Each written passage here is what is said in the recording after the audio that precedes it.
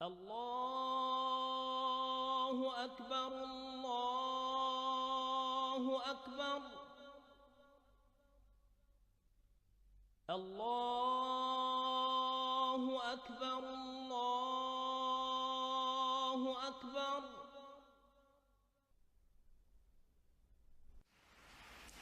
I wish to say finally, as I've said many times before, that this is not a war with Islam. It angers me, as it angers the vast majority of Muslims, to hear bin Laden and his associates described as Islamic terrorists. They are terrorists, pure and simple. Islam is a peaceful and tolerant religion, and the acts of these people are wholly contrary to the teachings of the Quran.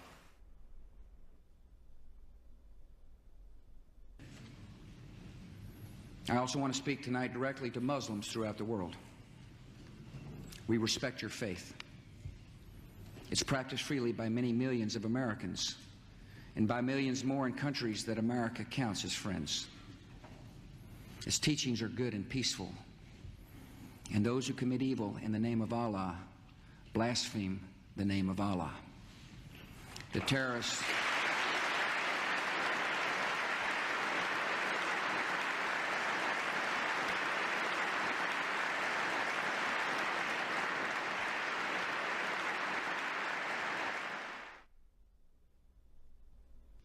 I want you to understand, I want the world to understand that our actions today were not aimed against Islam. The faith of hundreds of millions of good, peace-loving people all around the world, including the United States. No religion condones the murder of innocent men, women, and children. But our actions were aimed at fanatics and killers who wrap murder in the cloak of righteousness, and in so doing, profane the great religion in whose name they claim to act. My name is Ken Daly from Liverpool, the Bolton district. I'm here in Iraq, and I think this is possibly my last chance to speak to somebody who will listen from England. I need you to be compassionate, as you've always said you were, and help me. I don't want to die. حتى نراك طليقة مرتاحة وسنبقى نذبح الكفرة حتى نراك عدت إلى أمك وأبيك أو زوجك وبنيك والله أكبر والعزة لله. الله أكبر.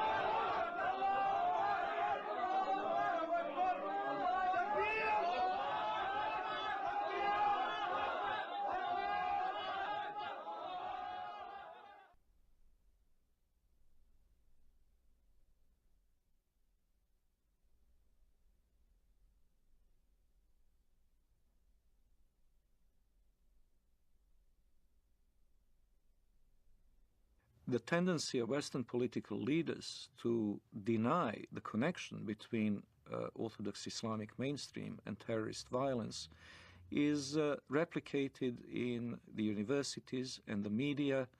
Wherever you look, both in Western Europe and in North America, the members of the elite class have this tendency to proclaim Islam, some mysterious, authentic Islam, to be peaceful and to be tolerant, and those Muslims prone to violence are proclaimed to be non-representative fringe. Well, I would really appreciate if people who make such claims could then explain the continuity of violence from the earliest day of Islam, from the earliest days of the Prophet and his immediate successors throughout the 13 centuries of recorded history. The real burning question in the world today is, does Islam and Islamic civilization actually sanction the violence that we're seeing being perpetrated in its name around the world? And to that we have to answer, if we're going to be honest about it, an unqualified yes. The Islamic sources, the Islamic texts, starting with the Quran, but not limited to the Quran, the Islamic texts including the Hadith, Islamic tradition, Islamic theology, Islamic law, the traditions of the interpretation of the Quran throughout history and Islamic history itself all bear witness to the fact that Islam has a developed doctrine, theology, and law that mandates violence against unbelievers.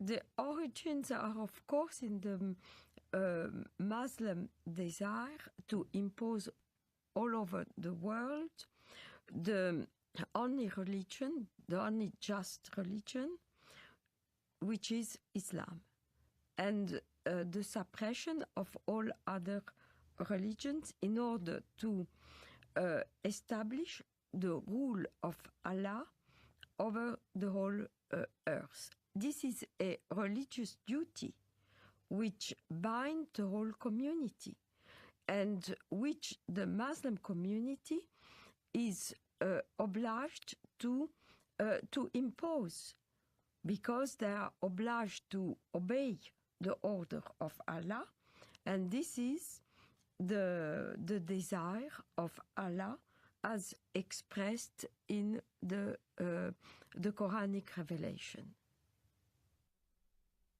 I believe that those terrorists that want to do harm to others are applying the true Islam that was practiced by Muhammad and his followers in the early stage of Islam.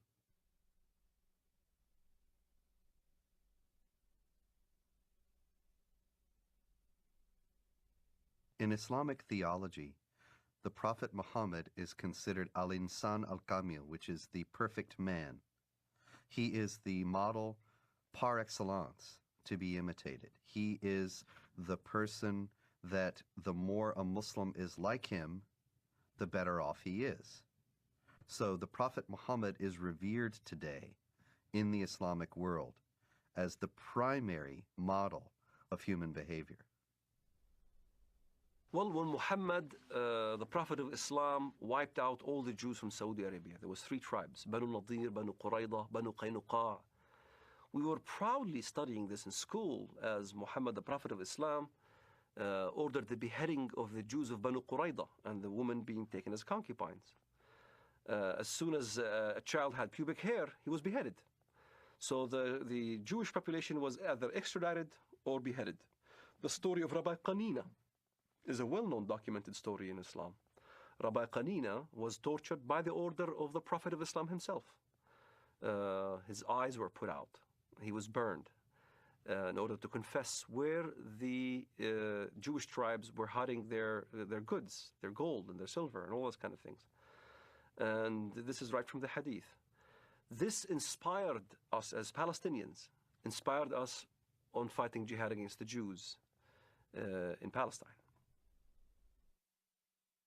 Authoritative Islamic History, The Life of Muhammad, Sirat Rasulullah, by Muhammad bin Ishaq, edited by Abdul Malik bin Hisham, translated by Professor Alfred Guillaume.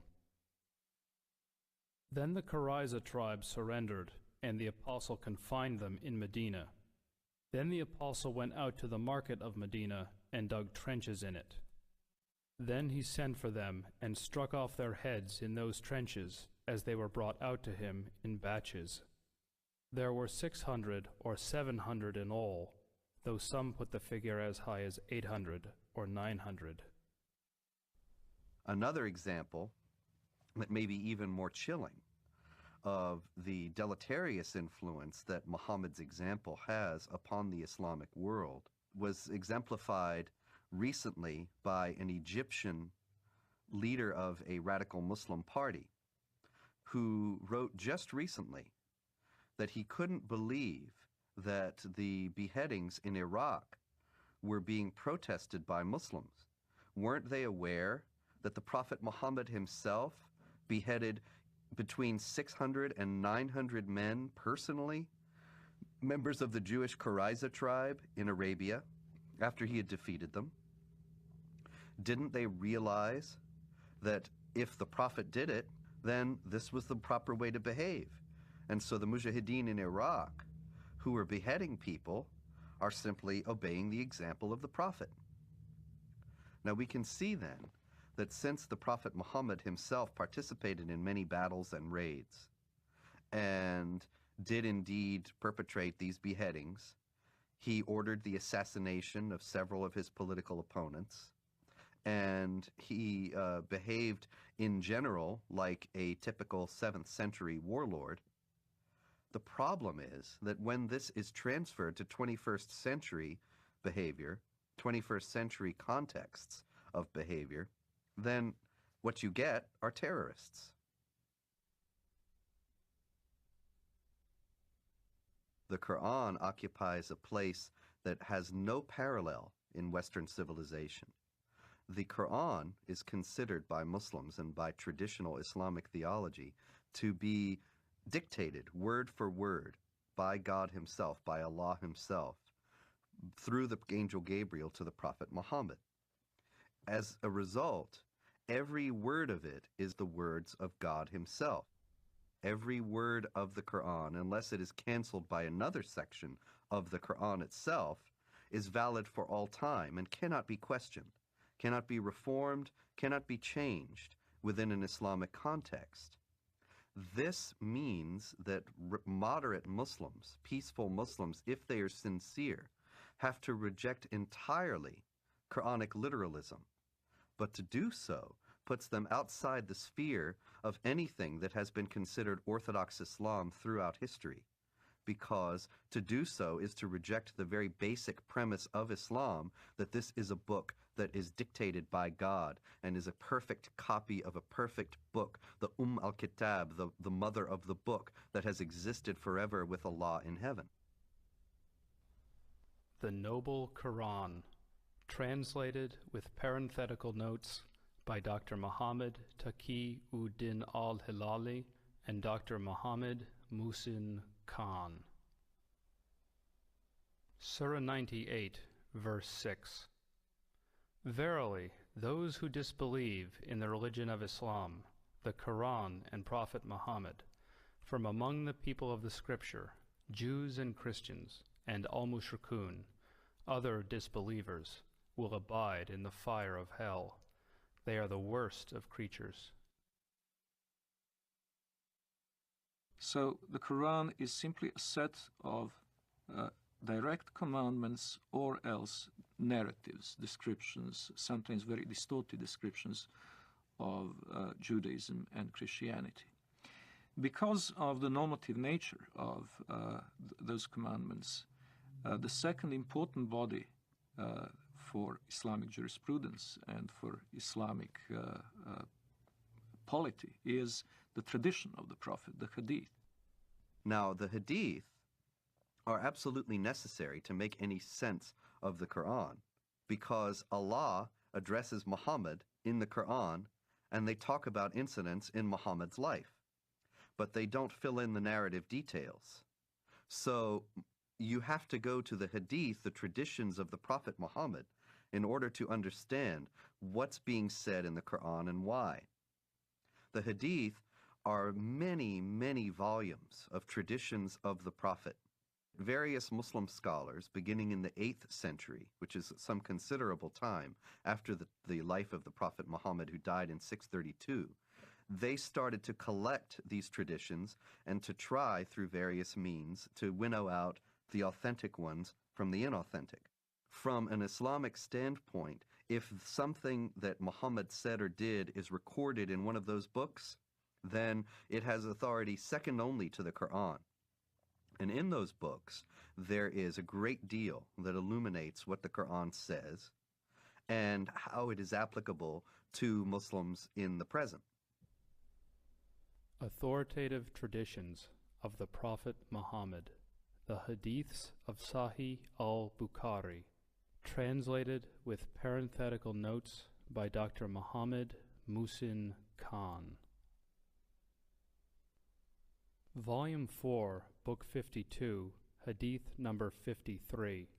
The Prophet said, "Nobody who dies and finds good from Allah in the hereafter would wish to come back to this world even if he were given the whole world and whatever is in it.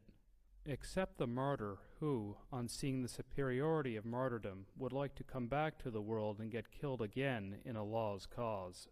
The Prophet said, "A single endeavor of fighting in Allah's cause, in the afternoon or in the forenoon, is better than all the world and whatever is in it."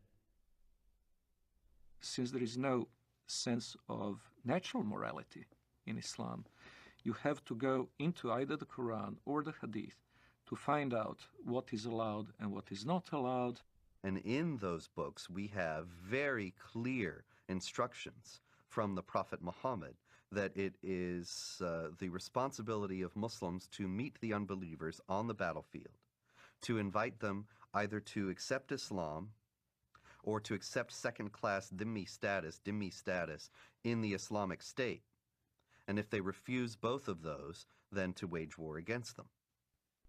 Fight against those who believe not in Allah, nor in the last day, nor forbid that which has been forbidden by Allah and His Messenger. And fight against those who acknowledge not the religion of truth, Islam, among the people of the Scripture, Jews and Christians, until they pay the jizya, the poll tax, with willing submission, and feel themselves subdued. The Quran is broken down into two sections. One is called Makkiyah, which means what was inspired to Muhammad, the Prophet of Islam, in Mecca. And one is called Madaniyah, what was inspired to the Prophet of Islam in Medina or Yathrib. In Mecca, you find much of the peaceful verses. Muhammad used to live with the Jewish community and the Christian community in peace and harmony. So there was many verses in the Quran that even the Muslims used to worship in the direction of prayer towards Jerusalem. They saw many elements of a unity between the Jewish and the Christian and the Muslim faith. There are indeed some verses in the Quran that could be called peaceful and tolerant. Notably the injunction against compulsion in religion. Those verses almost invariably date back to the beginnings of Muhammad's prophetic career in his native city of Mecca, where he was powerless, where he was only beginning to attract followers. Only few relatives and friends accepted the religion at that time, and he has many foes. So the revelations of that time were very peaceful. Well, it all changes with the establishment of Muhammad's theocratic statelet in the city of Medina. He becomes a warlord, he becomes the head of a totalitarian state, he becomes very rich, very powerful, and very intolerant. And then many of these early verses, in fact, get abrogated. In Surah 2, verse 106 of the Quran, it says, or Allah says, I should say, that if we abrogate, we being Allah, abrogate a verse, then we'll give you one that's better. Whatever a verse, revelation, do we abrogate or cause to be forgotten, we bring a better one or similar to it. Know you not that Allah is able to do all things? This is the basis, the foundation of the Quranic doctrine of nasikh, which is abrogation.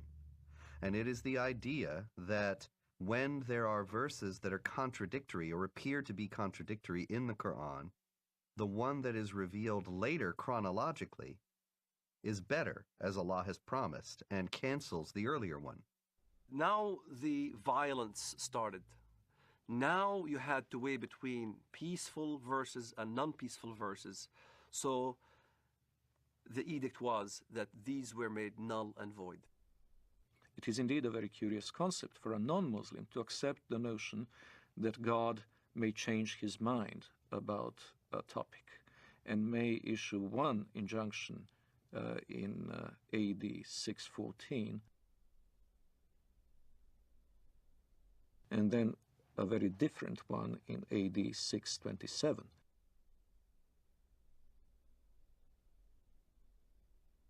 But this is indeed what has happened in Islam.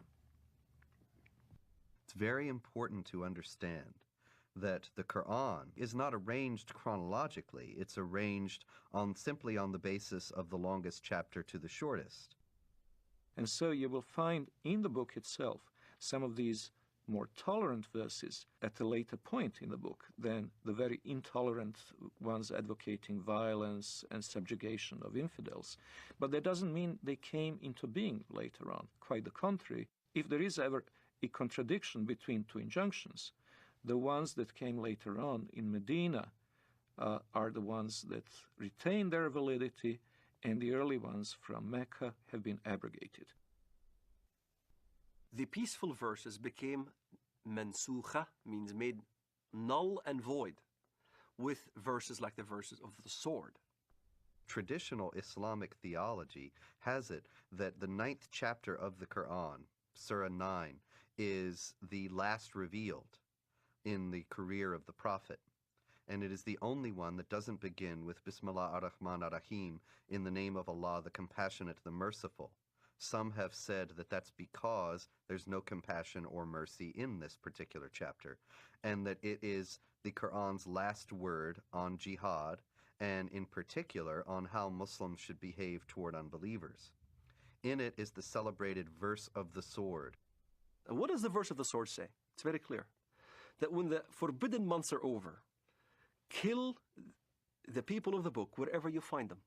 Lay siege for them, lay wait for them, lay ambush for them. Kill them wherever you find them. In fact, I converted to Christianity.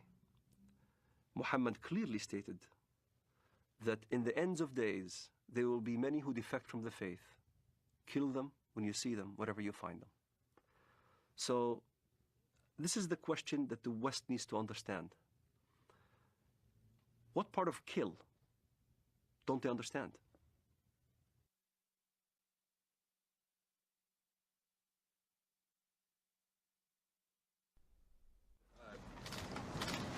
You said that the President reiterated the message of tolerance and the importance that this is not a campaign against Islam or Arab nations generally.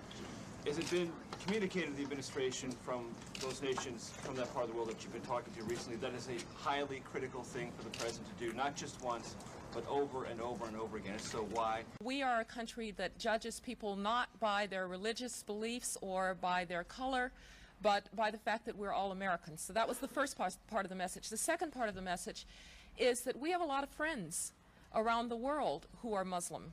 We have countries that are long friends of the United States who are of the Islamic faith, and the President wanted to be very clear that this is not a war of, quote, civilizations, that this is not a war against Islam. This is a war against people who in many ways pervert what Islam stands for. Islam stands for peace and stands for nonviolence, and he wanted to make that very, very clear. Yeah, sure. Islam and Islamic civilization are unique in their stance toward non-believers, and that Islam is the only religion in the world that has a developed doctrine, theology, and law that mandates violence against unbelievers. That there are peaceful Muslims, there are Muslims around the world who are moderate, who live in harmony with their non-Muslim neighbors and have no intention of ever waging war against them in any way. But the fact is that they have a very slim justification for their own peacefulness within the Islamic sources themselves. And they are only at peace with their neighbors insofar as they are either ignorant of what Islam teaches about how Muslims should behave toward unbelievers, or they have explicitly rejected, consciously rejected, those elements of Islam. There are, in short, peaceful and moderate Muslims, but no peaceful and moderate Islam. The idea that Islam is a religion of peace, however, is paradoxically enough held even by the most violent and radical of Muslims. Sayyid Qutb, the Egyptian Muslim theorist, whose writings are revered by radical Muslims today, by terrorists today, he wrote and insisted that Islam is a religion of peace. When you study his writings, it becomes clear that he meant that Islam is dedicated to establishing the hegemony of Islamic law over the world. When that hegemony is established, peace will reign in the world. Therefore, Islam is a religion of peace. But the problem is the peaceful Muslims don't understand the edicts that comes out of the jurisprudence of Islam.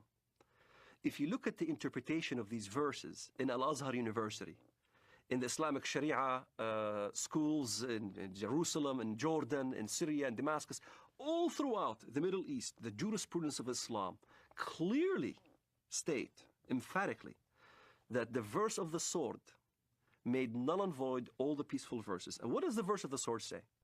Then when the sacred months have passed, then kill the mushrikun, unbelievers, wherever you find them, and capture them and besiege them, and prepare for them each and every ambush. But if they repent and perform as-salat, the Islamic prayers, and give zakat, alms, then leave their way free. Verily, Allah is oft-forgiving, most merciful. Kill them when you see them, wherever you find them. This is not an allegoric kill. It's a literal kill. It's the killing of Zarqawi right in front of the camera. It's the lynching that you see in Ramallah. It's the killing of over 1 million Sudanese in Sudan, cutting the hands and the feet from opposite sides. And here's the dilemma. The peaceful verse, even the peaceful verse that is quoted, even by Bush, the verse goes as follows. Whoever kills a life without just cause or for doing mischief in the land, then as he killed the entire earth. You'll find the same verse in the Judeo-biblical tradition. But most Westerners never skip after that verse, which makes very clear, but as those who do mischief in the land, then cut their hands and their feet from opposite sides and crucify them, literally. And that's what you see, what happened in Afghanistan. That's what you see what happened in Sudan. A huge amount of crucifixions and killings and beheadings and amputations and public assassinations. They really want to revive Islam as it used to be. This is why they call it Islamic fundamentalism. The recompense of those who wage war against Allah and His Messenger and do mischief in the land is only that they shall be killed or crucified, or their hands and their feet be cut off on the opposite sides, or be exiled from the land. That is their disgrace in this world, and a great torment is theirs in the hereafter. The Prophet cut off the hands and feet of the men belonging to the tribe of Arina, and did not cauterize their bleeding limbs till they died. There is no assurance of what is known in Christianity as salvation and assurance of being saved and guaranteeing going to heaven. However, there are certain things that can help. So if a Muslim, for instance, died while he was practicing jihad, he is supposed to go to paradise. In the Islamist thinking, the assurance of your salvation is dying as a martyr, in accordance to the verse in the Quran, وَلَا تَحْسَبَنَّ الَّذِينَ قُتِلُوا فِي سَبِيلِ اللَّهِ أَمْوَاتٌ بَلْ أَحْيَاءٌ عِنْدَ رَبِّهِمْ يُرْزَقُونَ. Do not think that the ones who die in the cause of Allah in jihad are dead, but are living. So this assures salvation. This is the calculus behind modern suicide bombing. Many people will say, modern Muslim advocates will say, that Islam forbids suicide, and this is plainly dishonest, because all the advocates, all the defenders of suicide bombing in the Islamic world start out by saying this is not suicide. This is, the intention of the person is not to kill himself. The intention of the person is to kill others, and that is sanctioned because it is Islamic jihad. And if in the process they are killed themselves, that's an unavoidable consequence of their actions, and they will be rewarded with the reward of martyrs in paradise. Quran is quite clear about the heavenly reward for a jihadist who falls fighting in the path of Allah. he will be granted instant access to paradise. And a Muslim paradise is an extremely sensual one.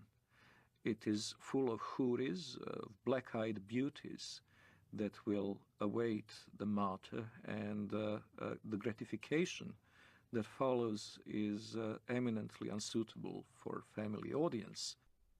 The Quran contains no guarantee of paradise except for those who slay and are slain in the cause of Allah.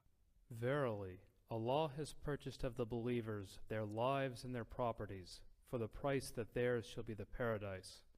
They fight in Allah's cause, so they kill others and are killed. Then rejoice in the bargain which you have concluded. That is the supreme success. In other words, the guarantee of paradise is for people who are killed while they are killing, to establish the hegemony of Allah, or Islamic law, in the world. Jihad in Islam can be spiritual or physical. The spiritual jihad is striving to be a better Muslim. But also there is a physical part of jihad that you cannot take it away from Islam.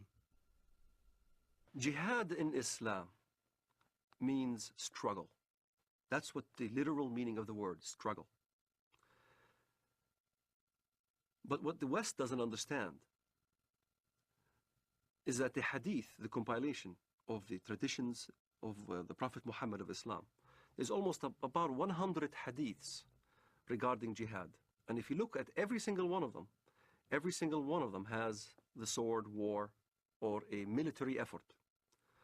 And in the end of the expedition, jihad expedition, he said, now I resort to the jihad within, the jihad that is within the self-struggle. And as a matter of fact, I had this dialogue with an Islamist one time. He says, Walid, come on, tell the West that jihad means struggle. I said, yes, it does mean self-struggle. You're right. Jihad does mean self-struggle. But so does Mein Kampf. Mein Kampf means my struggle. In the same fashion, the Islamists look at jihad. It is a very dangerous element of the Islamic teaching, because this instant gratification through martyrdom is an attractive concept. And by the way, when the so-called martyr operation is carried out by Hamas, what is announced from the minarets of mosques is not the death of so-and-so who carried out the attack, but the wedding of so-and-so to the houris. In other words, they immediately make the implication that far from having to cry over his disappearance, over the end of his physical life, his parents should be happy and celebrate and throw a party because their son is now being not only transported into heaven, but greeted there with these voluptuous beauties. Shaheed, the word shaheed, means witness. To witness, to testify. To testify there is no God but Allah and Muhammad is his messenger. And you die as a shaheed for that cause. You're a witness. You're considered a witness, a martyr. And a martyr becomes glorified. Your family will glorify you after you die. To a Muslim fundamentalist living in the Middle East, I had to be initiated. I had to basically either kill my first Jew or destroy my first Zionist infrastructure. I had to prove, beyond shadow of a doubt, that I was worthy. And there are ample amount of students, teenagers, men who are willing to die as suicide martyrs, willing to put explosives. The martyr application is filled. There are many applicants. There's not enough bombs to fulfill the applicants. And to get on one of those missions, indeed you must have been chosen. You must have been really good. You must have been violent enough. You must have been going out on every demonstration in the streets of Jerusalem or Bethlehem or our village. You must have shown yourself worthy of a greater operation. So when I explain what I've done and people have seen me in the community and I was worthy, I ended up in prison, I was of course recruited. And I remember Mr. Mahmoud al-Mughrabi. He was proud to have planted 15 bombs and killed many Israelis. And he was being bailed out by a Jewish Israeli lawyer. He was back right in the street. So you find your bomb maker and you apply. You say, look, I want to join. I want to do my first martyr operation, planning a bomb or whatever. And you need connection. So I found my connection. I rendezvoused with this guy in Jerusalem, in Shara' Bab al-Wad. And he built this explosive charge with a timer and a loaf of bread. And I had to smuggle it from the Temple Mount under the auspices of Al-Waqf department. Al-Waqf police is the Islamic police appointed by the government to watch over the holy sites. Them knowingly that I had explosive charges smuggled me so I can escape from the checkpoints. And there, I carried my explosive charge from Jerusalem to Bank Laumi Israel in Bethlehem. I was supposed to put the explosive charge at 6 p.m. exactly. I was supposed to have this explosive charge in my hands at 6 p.m. exactly. 5 to 6, I saw some Arab children running around, and I didn't want to kill any Arabs. So I decided to place the explosive charge on the roof. I tossed it on the roof. At 6 p.m. it went off, and there was this big explosion. I looked behind me, I see this thick black smoke coming out of the building, and I started running. That's the moment I first got a glimpse of the reality of killing. I thought people have died. And I remember I didn't sleep for 3 days, constantly worried that I've killed somebody. Even terrorists have a reality check that you kill or you're about to die. You can sense it. This is why in Israel, the nature of finding out a terrorist suicide bomber is to look at their eyes. They'll have these glossy eyes. They're sweating profusely. They're not paying attention because in their mind, they're about to go. And you weigh the reality of what, now you're going to die. And many times I've been in this situation where I had thought that I was going to get killed, shooting back and forth as we stoned at the Israelis and they shoot back at us and things like that. I was face to face with death. When you think in your mind you're going to die, you struggle between the requirements of your Islamic upbringing and between the reality that you value your life. And at some point, one has to outweigh the other. And for a Muslim fundamentalist, we always chose death. We always chose the suicide. My cousin died on his way to Ben Yehuda Street, and he got killed. He died. I had people, relatives die, and fighting the Israelis. And as I look at it now, I think, what a waste. What a waste of life.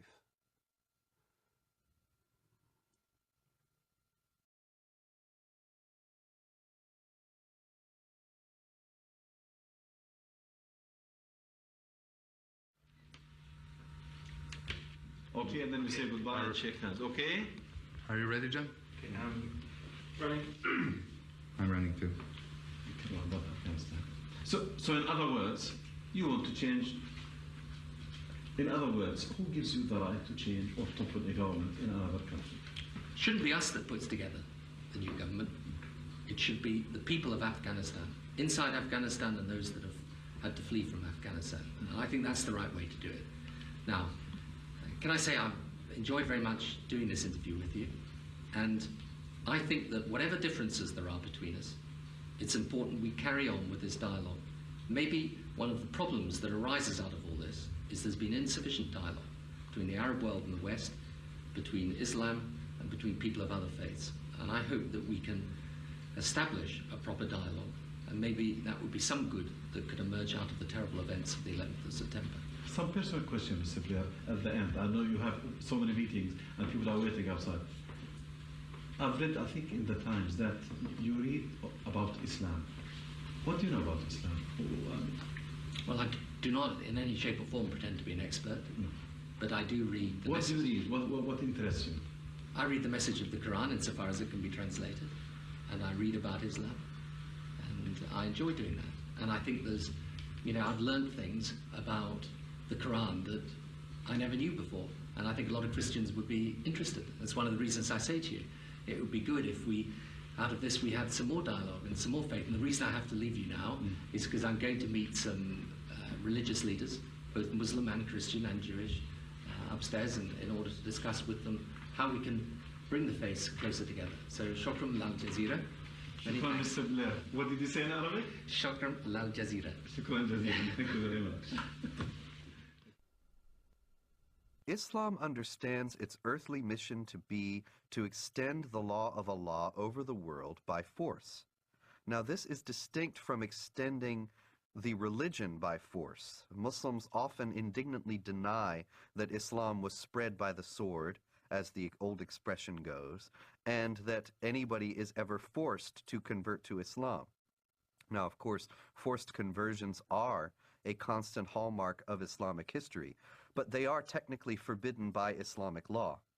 Now, the idea in Islam is that Muslims must wage war to establish the hegemony of Islamic law. Not everybody will be forced to become Muslim, but the non-Muslims will be relegated to second-class status. They will not be able to live in the society as equals to the Muslims. And it is the responsibility of Muslims around the world to fight to institute that kind of society. While we were in the mosque, the Prophet came out and said, "Let us go to the Jews." We went out till we reached Bait al-Madras.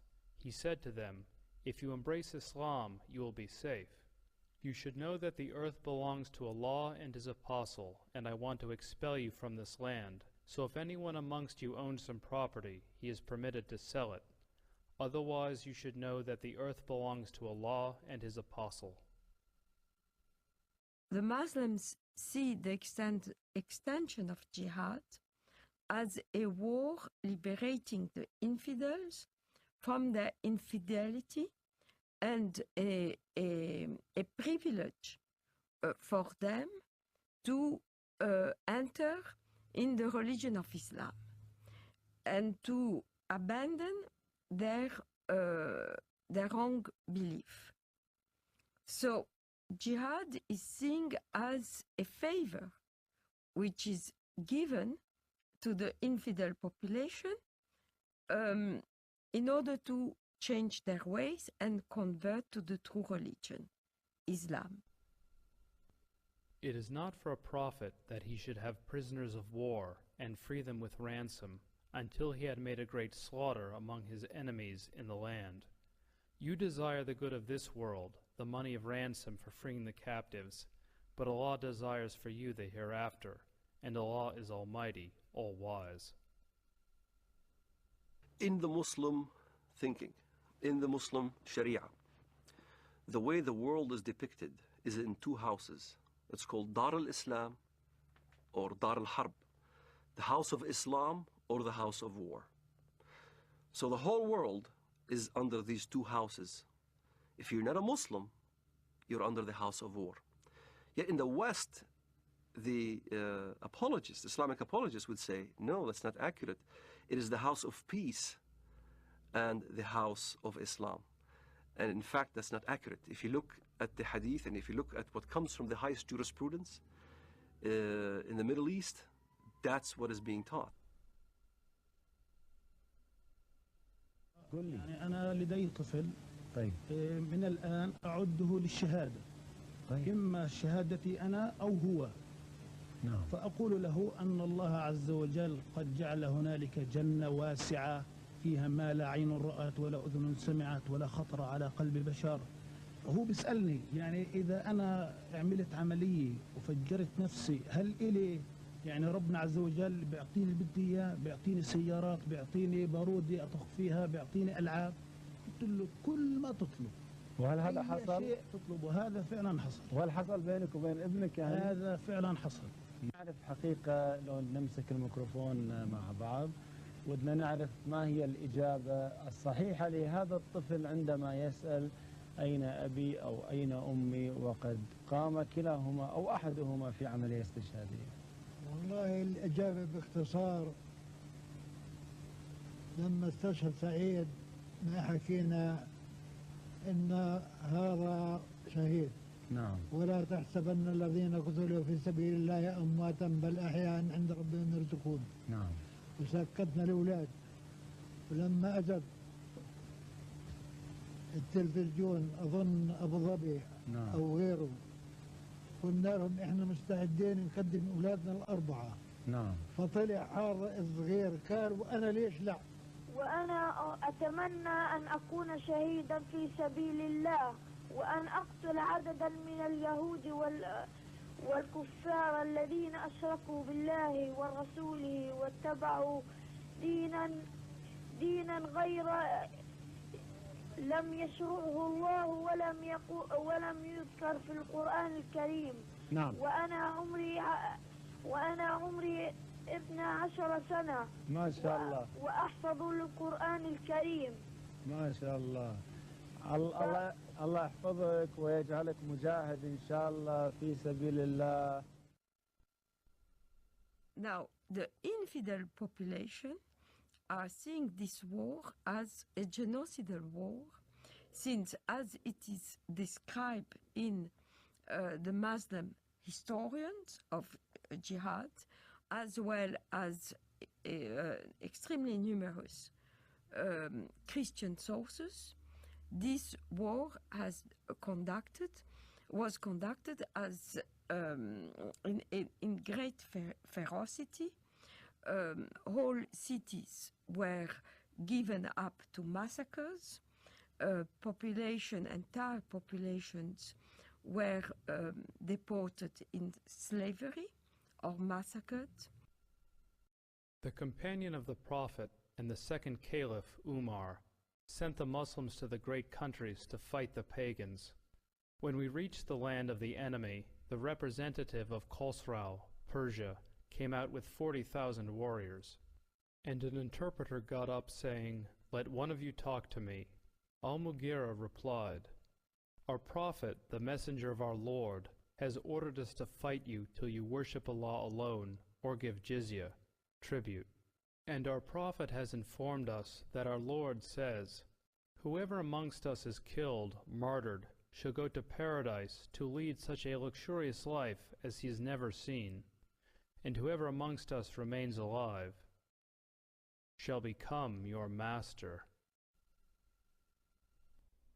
There have been, in fact, two big waves of jihad.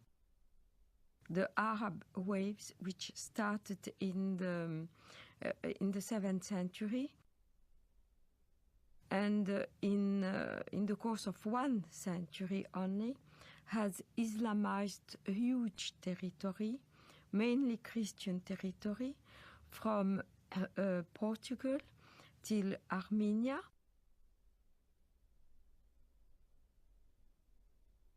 But also Islamized Persia, which was not Christian, mainly Zoroastrian, except for Iraq, which was mainly Christian in the north and Jewish and Christian in the south. The second wave of Islamization started in the 11th century with the Turkish tribes.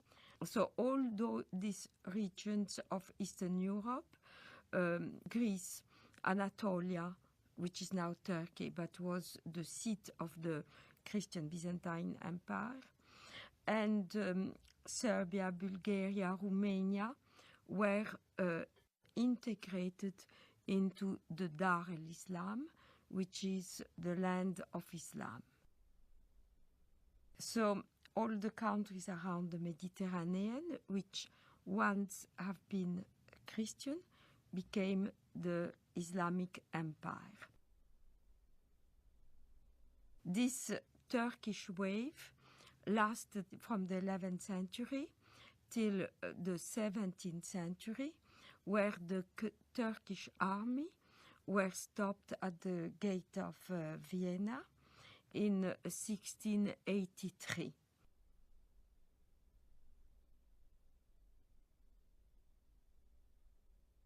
The Crusades are not understood in Muslim world today very differently to the way they are understood in the Western academia and in the discourse of the Western elite class. Both talk of the Crusades as an aggressive war of conquest by Christian Europe against peaceful, innocent Muslims. One may ask, however, what were those Muslims doing in the Holy Land in the first place? Well, what happened is that Muhammad and his successors waged a series of wars of conquest, and in one such onslaught, in the 4th decade of the 7th century, the Holy Land, Palestine, Israel, was conquered by Muslims. And so when Seljuk Turks started interfering with the ability of Christian pilgrims to go to the Holy Land, to go to Jerusalem, and when their physical safety was no longer guaranteed, the Western Christians acted not only as reconquerors of a land that had been once theirs, they also acted as, quite rightly one might say, protectors of their holy places. Now, a defensive war in the case of the Muslims is even a war of conquest because they're obligated to spread Islam. But a land which had once been Muslim, in particular, must be reconquered, and the jihad is the rightful name of that war of reconquest. So they could never accept the Crusader states in Antiochia and Jerusalem because they were Dar ul-Harb reinstated into Dar ul-Islam. And this is a contemporary aspect of the Israeli-Palestinian conflict, of which many Westerners are not fully aware. Exactly the same psychology that prompted Saladin and others to fight the Crusaders is now motivating Hamas. In both cases, it is not only a matter of the nationalistic desire of Arabs to expel European or Jewish settlers, it is also the Quranic obligation of all good Muslims to make sure that the land once ruled by Muslims will be reverted to their rule. From the British historian Hilaire Belloc's The Great Heresies, 1938. It has always seemed to me possible, and even probable, that there would be a resurrection of Islam, and that our sons or our grandsons would see the renewal of that tremendous struggle between the Christian culture and what has been for more than 1,000 years its greatest opponent. The suggestion that Islam may re-arise sounds fantastic, but this is only because men are always powerfully affected by the immediate past. One might say that they are blinded by it. But not so very long ago, less than 100 years before the Declaration of Independence, Vienna was almost taken and only saved by the Christian army under the command of the King of Poland, on a date that ought to be among the most famous in history. September 11th, 1683.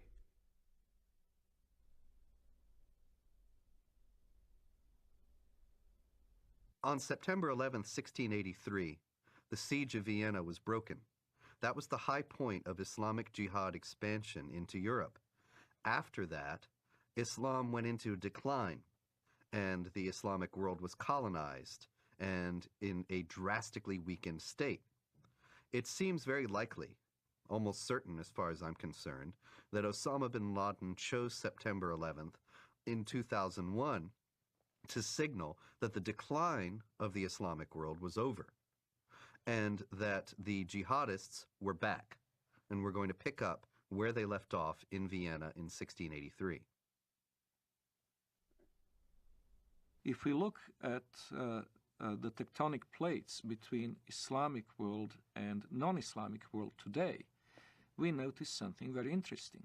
that even very diverse Muslim societies, which cannot be easily branded under one civilizational label, have something in common, and it is the tendency to be in conflict with their neighbors. If we look at the extreme southeastern outreach of Islam, we see East Timor, where Indonesian Muslims slaughtered a third of the population of this former Portuguese colony, who are, by the way, Roman Catholics. In southern Philippines, we see an extremely violent Islamic rebellion, which has been simmering and becoming more or less violent for years. In Indonesia itself, we had religious conflict in the Spice Islands, where the beleaguered Christian minority is in danger of extinction. We have very active Islamic movements, both in Thailand and in China, in Xinjiang. In the Indian subcontinent, the history is tragic indeed. That's where the Holocaust, the Hindu Holocaust, took place in medieval times, a little-known episode in the history of Islam in the Western world, but the one that left a deep traumatic mark on the people of the region, and where the conflict is still latently present in the province of Kashmir. In Africa, there is the constant war in Sudan, which finally has gained some prominence in the Western decision-making circles, but which has been going on for 20 years. And it's impossible to estimate the number of lives it has claimed, but it certainly goes into many hundreds of thousands.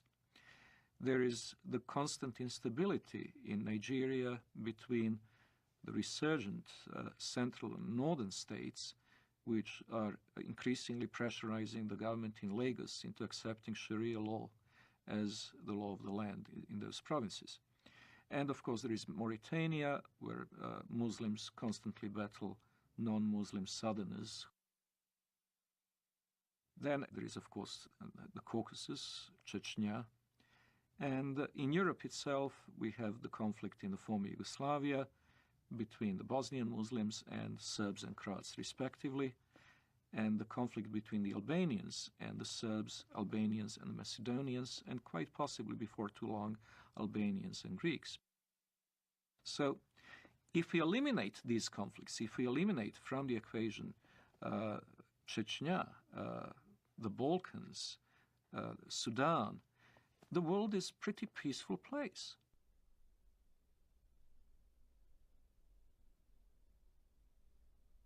If we eliminate from the terrorist equation, terrorist acts carried out by the Muslims over the past 5 years, we would come to realize that the war on terror is unnecessary because terror is not a very big problem.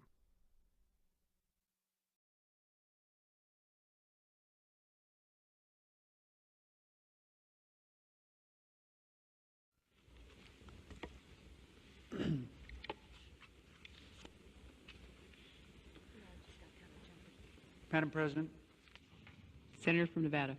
I've been on the floor before speaking about Islam and what a great religion it is.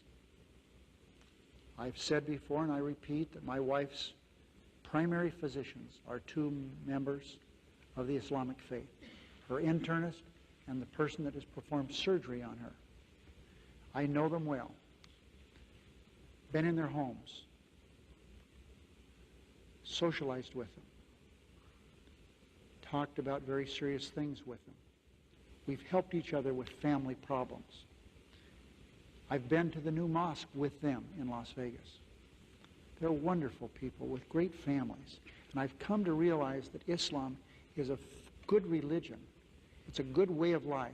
People have a good health code, as their religion dictates, and they have great spiritual values, as their religion dictates. And it's too bad that there are some people, misdirected people around the world, trying to take away from this very fine religion. I believe that they cannot give this religion a bad name. I think that the power of this religion and the power of the people in this religion will overcome these evil people who are using this fine religion to do bad things to innocent people. Islam is a religion and a political system that dictates that one must carry out warfare against unbelievers until they either convert or submit. And this is the justification that the terrorists around the world are using for what they're doing. And that justification is based on core elements of Islamic tradition. That being the case, it's very difficult for moderate Muslims, peaceful Muslims, to stand up within the Islamic community and to say this is not part of Islam.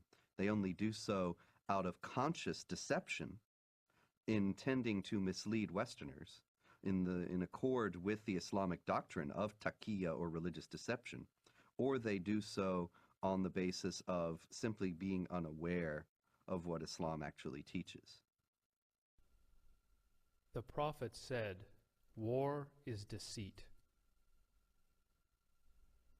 Lying, generally speaking, is not allowed in Islam. But unlike other religions, there are certain situations where a Muslim can lie, and that would be acceptable, even encouraged. This concept called al-taqiyya. Al-taqiyya means prevention. So a Muslim is allowed to lie to prevent harm that may come to him or to Islam. When one is under pressure, one may lie in order to protect the religion. This is taught in the Quran, chapter 3, verse 28, chapter 16, verse 106.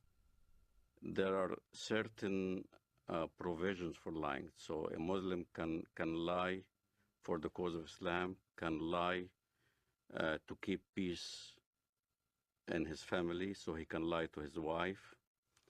A Muslim can lie to his fellow Muslim to keep peace in the society. Muhammad himself ordered people to lie. When people that he ordered to go and kill somebody, they told him, we cannot kill him unless we lie to that person. He said, okay, fine, lie.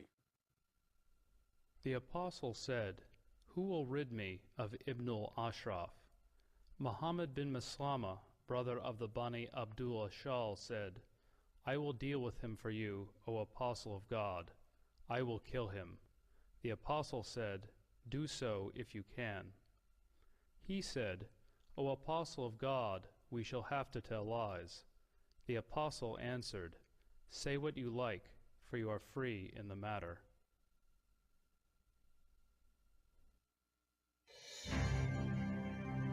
America is a land of diversity and service.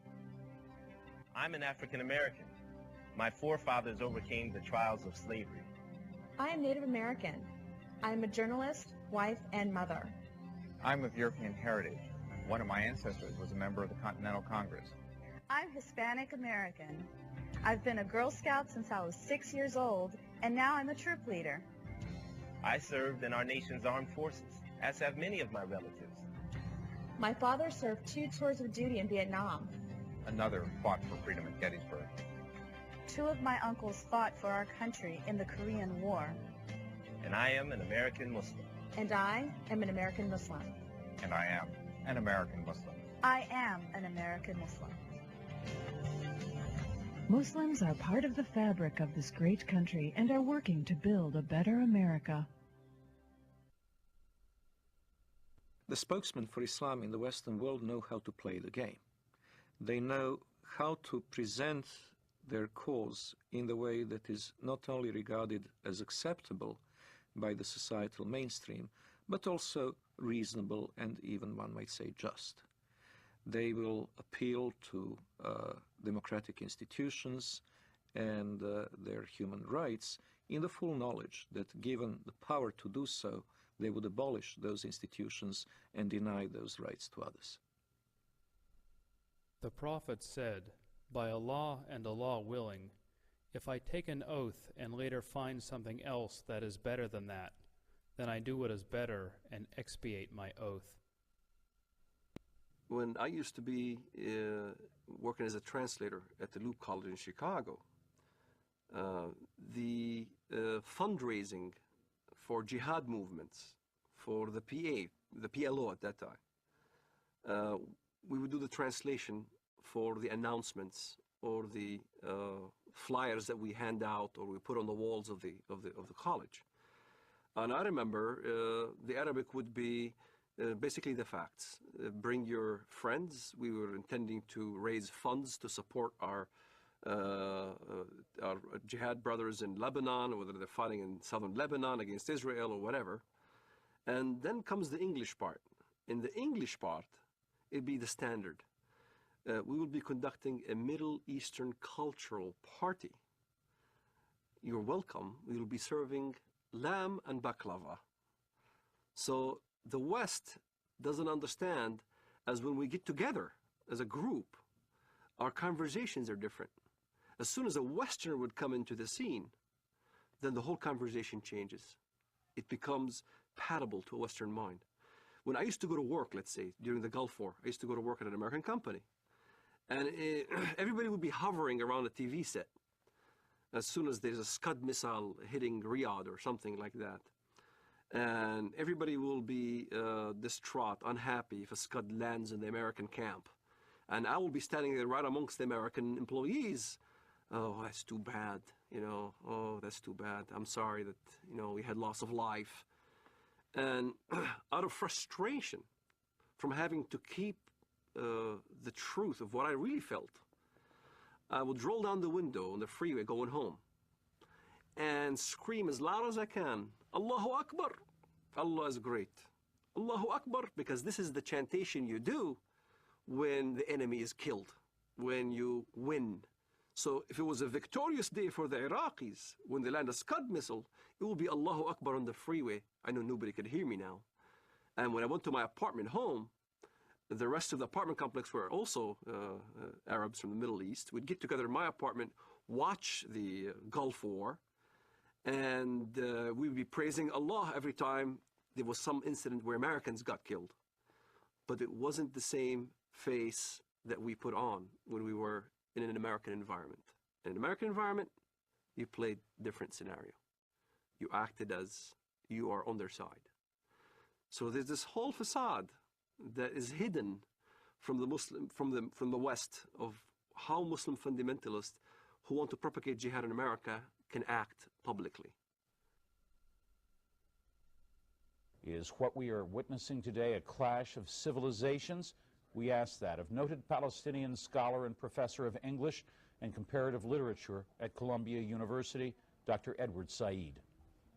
No, I don't think so. And I think the whole thesis is a bit of a false one, because in the first place, civilizations are not, you know, little packages that are kind of completely detached from each other. They're all connected in one way or another. And, you know, so-called Western civilization has many elements of Islamic and Confucian and Latin American and Russian, all the things that... The basis of and prophet of this new version of Islam as a religion of peace and tolerance was Edward Said, who established in all universities and in academia this Islamic vision of peace. On this basis, the whole history of dhimmitude and jihad disappeared. Edward Said, who in his book Orientalism posited that criticism of the Islamic world on the part of Westerners was racist and imperialist. It is spread in order to make political points, to accustom Westerners to the idea that Muslims are here to stay in the United States and that they must not be questioned in terms of their loyalty to the secular framework of Western society, of the United States and of Europe as well. That they must not be questioned in this, despite Islam's historical, political character, because Islam is a religion of peace. And this fiction has become so entrenched in American public discourse as to be practically beyond question, such that anybody who does question it is immediately branded as a racist, a hate monger, a bigot. And this is a very effective tool in a country where racism is the cardinal sin above all, to silence any effective debate about the continuing attachment of Muslim immigrants to Sharia law and their intentions toward the secular systems in which they now reside.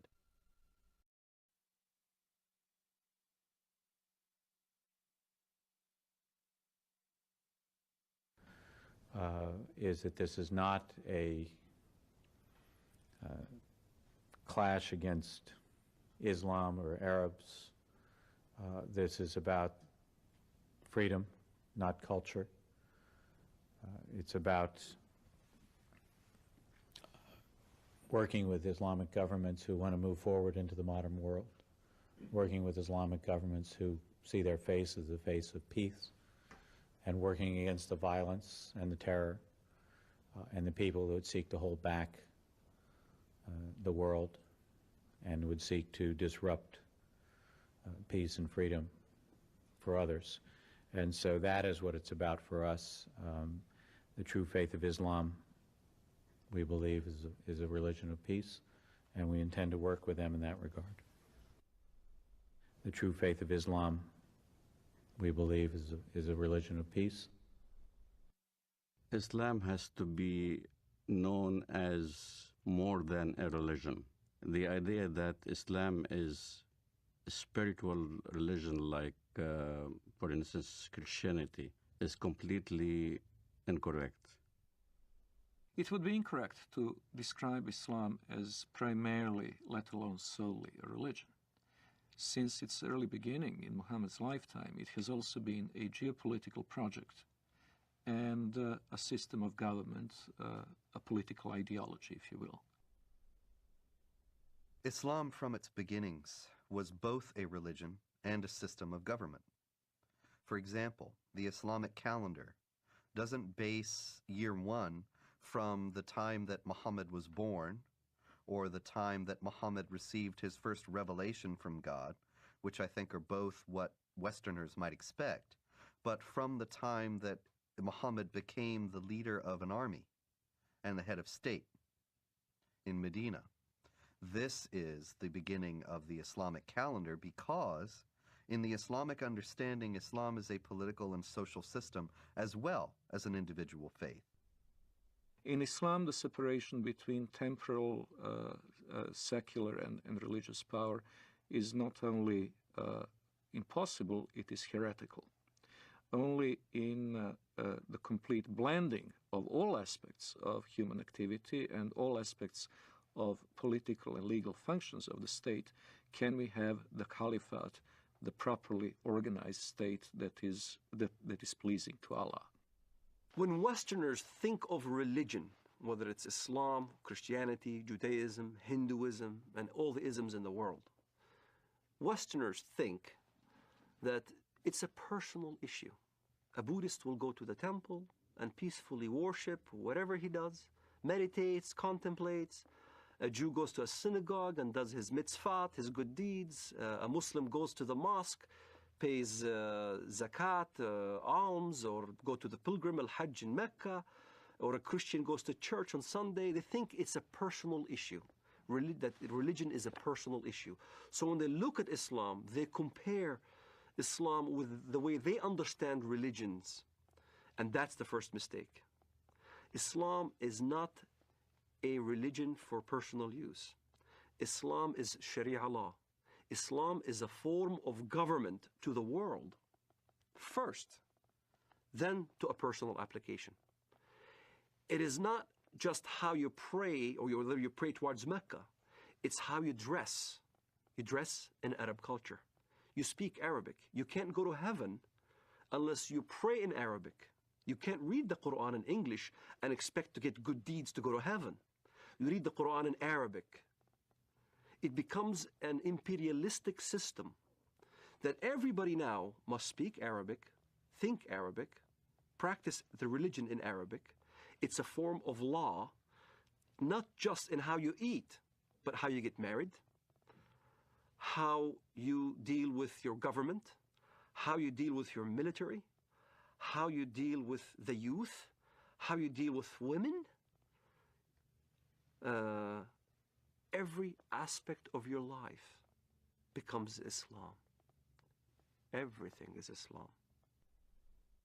The Jews brought to the Prophet a man and a woman from amongst them who had committed adultery. The Prophet ordered both of them to be stoned to death near the place of offering the funeral prayers beside the mosque. The Prophet wrote the marriage contract with Aisha while she was 6 years old, and consummated his marriage with her while she was 9 years old, and she remained with him for 9 years, till his death. In no way is Islamic Sharia, Islamic government, compatible with Western understandings of human rights and freedom of conscience. Traditional Islam forbids conversion from Islam, forbids anyone to leave Islam. There's no way out. And it forbids Muslims and non-Muslims to live as equals in society. It mandates the second-class status of non-Muslims, forbidding them to hold authority over Muslims, forbidding them to hold certain jobs as a result. It even mandated in history that houses of worship of Jews and Christians were neither to be built or repaired, making the communities relegated to a perpetual state of decline. O you who believe, take not the Jews and the Christians as awliya, friends, protectors, helpers. They are but awliya to one another. And if any amongst you takes them as awliya, then surely he is one of them. It is not possible for a non-Muslim living in a Muslim society to invoke his civil rights and human rights that would be independent or separate from the Sharia concept. He is expected to submit to Sharia willingly, and if he accepts his dhimmitude, the position of a dhimmi, he will be a protected person. A protected person is someone who is in fact a willing subordinate to the Muslim overlords. We saluted the Prophet as he stood praying, and he came out to us, and we told him that we had killed God's enemy. He spat upon our comrades' wounds, and both he and we returned to our families. Our attack upon God's enemy cast terror among the Jews, and there was no Jew in Medina who did not fear for his life. The hadith very clearly says, the hadith, which is what Muhammad said, I have been ordered to fight until everyone says that there is no God but Allah, and Muhammad is the messenger of Allah.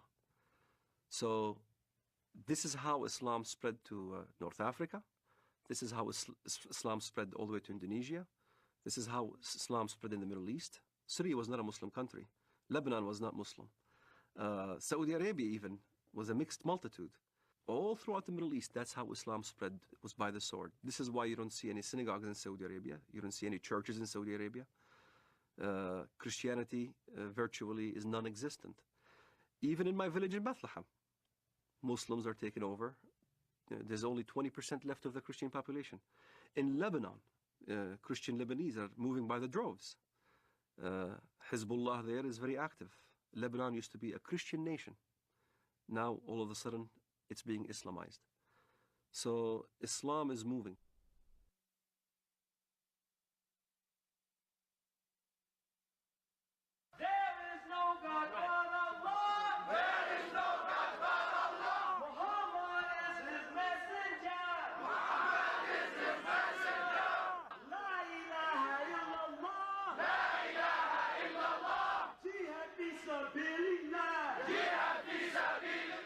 Follow the Quran. Follow the Quran.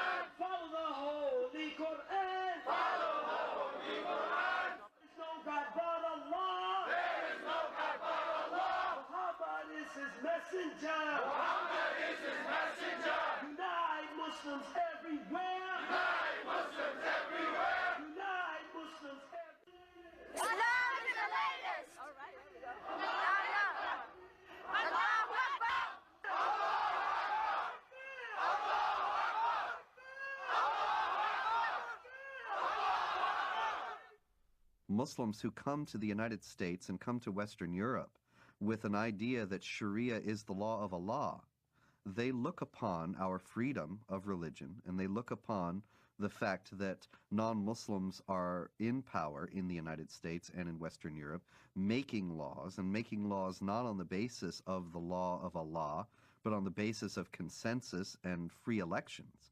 They look upon all that as a manifestation of jahiliyyah, or unbelief, the pre-Islamic period of ignorance, as the times in any nation's history before it became Muslim is referred to.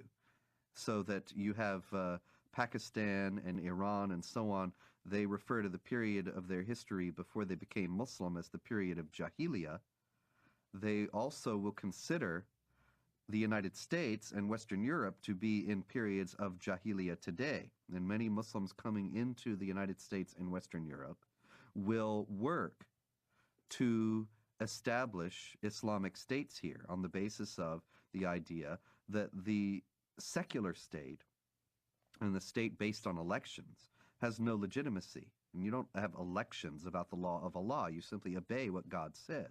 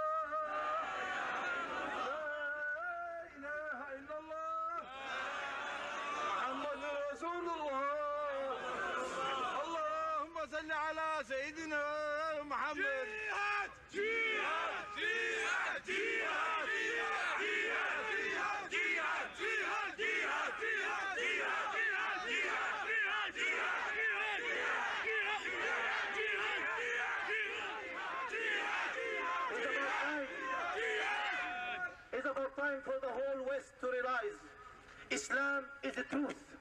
As a matter of time, Islam going to be implemented, and the giant of Islam and the giant of the Islamic State is going to rise up again, and it's going to be a fact. And it's going to be a true fact in reality. Look, the Muslims in Egypt, they go for Islamic State. Look in Bilad al-Haramain, jihad for the sake to establish the Quran.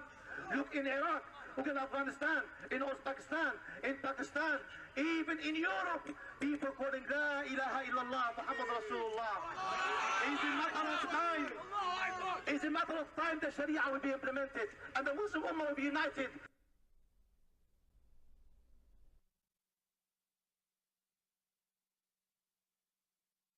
The most important thing that the West needs to know about Islam today is that it has a political character, and that it is not simply a religion, but it is a religion or a belief system that mandates warfare against unbelievers for the purpose of establishing a societal model that is absolutely incompatible with Western society.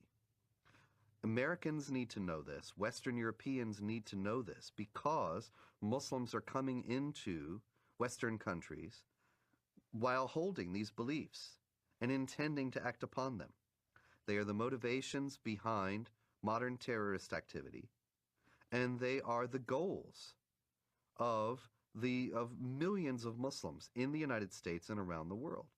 We need to know this so that we can protect ourselves. But unfortunately, because of political correctness and because of media and general government unwillingness to face the sources of Islamic terrorism, these things remain largely unknown. Islamic fundamentalism is a sleeper cell in America. A good point, a good case in point, is the story of Saladin. Saladin is a great hero in Islam. Saladin was the one who defeated the Crusades. There was a treaty that's supposed to be happening between the Crusades and Saladin, and the story goes as follows. The Arab mediator came to Saladin and said, the Quran says that if they concede to peace, then concede to it, which means that if the enemy wants peace, let's have peace, which is a verse you can find directly in the Quran. And Saladin responded with a great answer when he stated to the guy, "You are an Arab and I'm a Kurd. You should know the Quran better than I." Don't forget, the Quran also says, why should we concede for peace when we have the upper hand? So you find both verses in the Quran. Peace, you concede to peace when you are the weaker party. This is why you hear the term hudna. Hudna is a peace treaty, ceasefire. In Iraq, Sadr asked for hudna because he knew he can't defeat the Americans. You have hudnas all over when the enemy is stronger than you are. But as soon as you gain strength, then you don't concede for peace. This is why the face of Islamic fundamentalism in the West has a facade that Islam is a peaceful religion, because they are waiting to have more Islamic immigrants, they're waiting to increase in number, waiting to increase in political power, and once they do, then look out. You'll see the real face of Islamic fundamentalism here in America. سيارة مفخخة بقافلة أمريكية، ويظهر الشريط أحد الأشخاص وهو يقوم بتفخيخ حافلة صغيرة بعدد من القذائف الصاروخية. قمنا بتفخيخ هذه السيارة لاعتراض رتل الأمريكي، ونقسم بالله العظيم أن غايتنا هم جنود الكفر والاحتلال، ولا نريد من وراء ذلك أن نؤذي مدنيا، لأن دم المسلم أغلى ما يكون عندنا.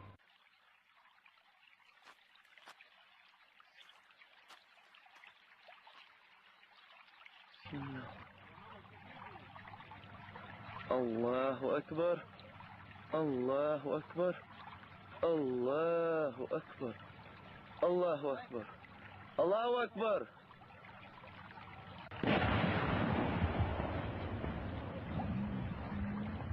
الله أكبر الله أكبر. It's unfortunate, but there's no negotiating with the jihadists. There is no striking a deal with them. Islamic law is very clear on that, and here once again is an example. We need to take Islam seriously. Islamic law does not allow for treaties. It does not allow for negotiated settlements between Muslim states and non-Muslim states. All it allows for is a temporary period of up to 10 years of hudna, or what is commonly translated as truce, to allow the Islamic forces to gather their strength. But that's not the same as peace as we know it. That's not the same as the absence of a state of war. That's only a temporary lull in a war that the jihadists consider has gone on for 14 centuries and are willing to fight for 14 more. So when you meet in fight, jihad in Allah's cause, those who disbelieve, smite at their necks, till when you have killed and wounded many of them, then bind a bond firmly on them, take them as captives. Thus you are ordered by Allah to continue in carrying out jihad against the disbelievers till they embrace Islam, are saved from the punishment in the hellfire, or at least come under your protection. But if it had been Allah's will, He Himself could certainly have punished them without you. But He lets you fight in order to test you, some with others. But those who are killed in the way of Allah, He will never let their deeds be lost. In Islamic thinking, the world is divided into the house of Islam, where Islamic polity has been established, where Allah rules supreme, and the house of war, which is the rest of the world. This dichotomy is reminiscent of other totalitarian ideologies, and most explicitly communism. Both communism and Islam seek the end of history in this world. The end of history will come when either the whole of our planet becomes Dar ul-Islam, or else when the proletarian revolution brings the avant-garde of the working class to power all over the world, which will be the end of state, the end of money, and the end of class oppression. In both cases, it is possible to have a period of truce. It is possible to have what would be called in modern parlance peaceful coexistence. But that peaceful coexistence is a tactical ploy and not a permanent solution. Allah's apostle said, "I have been ordered to fight with the people till they say, none has the right to be worshipped but Allah." If we consider that if only we changed our policies toward Israel, and if only we changed our policies toward Iraq, or changed our policies toward something else, if only we hadn't taken out the Mossadegh regime in Iran in 1953, and other things people have said to me, these ideas are ridiculous. They're based on a fundamental misunderstanding of the motives and goals of the jihadists. This is not a conflict that was created with the creation of the State of Israel, or a conflict that was created when American armies went into Iraq. The global jihad has gone on without interruption, without significant interruption, since the 7th century.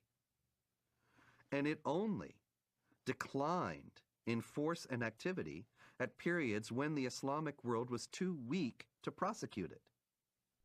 The question now that we have to ask ourselves is, do we want to preserve our Judeo-Christian values and our own civilization, or do we choose to go towards a dimitude, an enlarged dimitude in Europe, which will engulf the whole of Europe? Maybe not America, but America will be isolated because it will have to deal in geopolitics with the Islamized demi-Europe. And these are problems that have to be taken into consideration by Europeans themselves in choosing their identity and their future, freedom or dimitude, and by American also.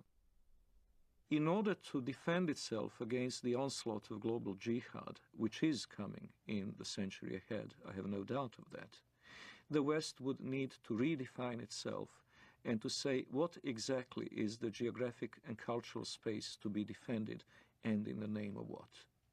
Defending it in the name of a tepid, lukewarm ideology of multiculturalism is impossible. Multiculturalism and postmodern liberalism are not worthy dying for. They're not something that can inspire people to do what their ancestors had done at Poitiers and the walls of Vienna in 1683. What global jihad has on its side is simple-minded commitment of millions of people to not only spread the faith, but also better themselves at the expense of the infidel, in the first instance through immigration, and later on, if necessary, by other means. What the West needs to understand about Islam is that Islam has the potential of replacing the dangers that we just kind of did away with, Nazism and communism. Like Nazism and like communism, Islamism, the end justifies the means. There is no respect for national borders, and the whole ideology is to promote their way of thinking and promote their way of life throughout the entire world. That's what's being taught in the Middle East. That's what's being coming out from all the jurisprudence in Al-Azhar, in Saudi Arabia, and all throughout the Muslim world, is that Islam will conquer and will continue to conquer until it triumphs, until everybody in the world says there's no God but Allah and Muhammad is his prophet. أنصحكم لله يا أمريكا ويا بريطانيا ويا أنتم من قال الله في حقكم قد غضب الله عليكم اليهود يا أبناء القردة والخنازير يا من لا تكون فتنة في الأرض إلا وأنتم عودوا ثقابها. كلما أوقدوا نارا للفتنة أطفأها الله، أطفأ الله نوركم وأطفأ الله نيرانكم، ولكننا نحن الرجال الذين انتجبنا الله وأرادنا الله فجعلنا أولي البأس الشديد لقطاف رؤوسكم الأينعت وظهرت وطغت وتجبرت فإنا قاطفوها بإذن الله. The peculiarity of Islam has to be faced, and it has to be faced frankly and openly. Unlike others, and I am again saying this in the full knowledge that it will offend some Western ears, unlike the Hindus, unlike the Confucians, unlike the animists of sub-Saharan Africa, the Muslims have inherent tendency to expand and to convert the rest of the world not only to their religion, but to their outlook and to their legal and moral system. They will not state this openly while they're in a minority in the countries to which they immigrate, but we have seen this time and over again throughout history. Once they reach the numbers necessary to impose their will, they will do so. وسيعلم والله لا أريد أذكر اسمه في هذا المنبر الأمريكان ورئيسهم والبريطانيين ومن والاهم والصهاينة ربيبة ومصنع الكيان. الله أكبر. لو أذن الله لنا يا أمة محمد سيقول حتى الحجر يا مسلم هذا يهودي خلفي تعال واقطع رأسه. ونحن نقطعها والله لنقطعها أيها اليهود. الله أكبر الله أكبر الله أكبر. الجهاد في سبيل الله الجهاد في سبيل الله الجهاد في سبيل الله والنصرة لله. الله أكبر الله أكبر يا أمة القرآن. الله أكبر يا أمة القرآن. الله أكبر عليكم. الله أكبر والنصرة للمؤمنين. الله أكبر والنصرة للمؤمنين. الله أكبر والنصر للعراقيين. الله أكبر والنصر لنا بإذن الله. الله أكبر والنصر لنا. Miracles do happen. I do not know if it is another, maybe even deadlier terrorist attack that will act as a catalyst, or whether it will be a geopolitical confrontation in the Middle East itself, with Israel perhaps at serious peril.